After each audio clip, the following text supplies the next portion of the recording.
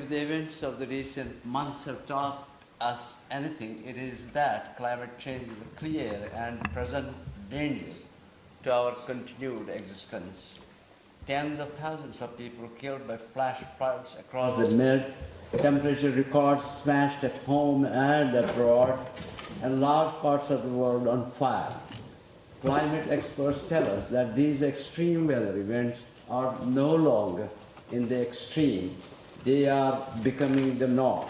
As the United Nations Framework Convention on Climate Change's first global stocktake report highlights, we are not doing enough to limit warming to 1.5 degrees centigrade above pre-industrial levels. We are currently at around 1.2 degrees, and we have seen the impact that warmer global climate is having on our weather systems and life on this planet. The United Nations report goes on to call for more ambitious mitigation targets.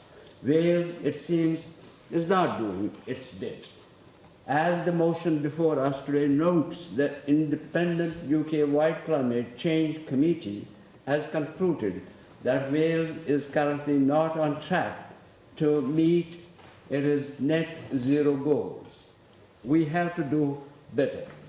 The Welsh government pays lip service to net zero but lacks the commitment to achieving it. Failures to plant enough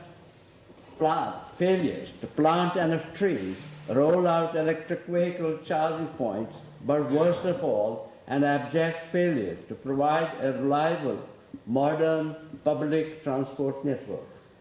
Welsh government runs the trains, and we have the worst performing network in the UK. They have undermined local bus services while at the same time taking decisions which drive up congestion. We need to decarbonize vehicles, not force people out of their cars. We all know that decarbonization is a vital and urgent need.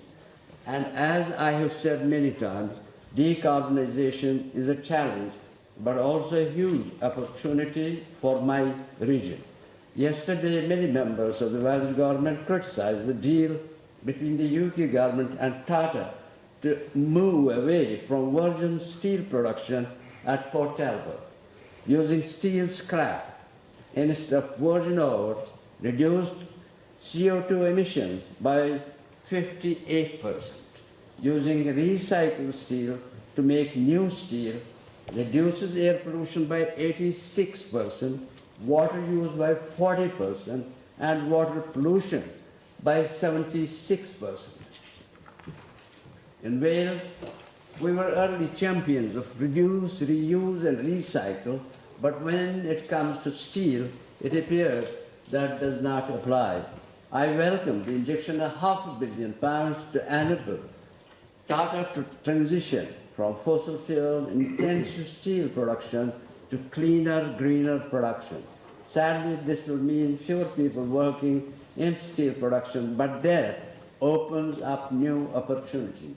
As we embrace a green industrial revolution, we will need the high-skilled workers from Port Talbot to transition to producing plant and equipment for the region to embrace floating offshore wind, green hydrogen, and new grid-scale battery storage.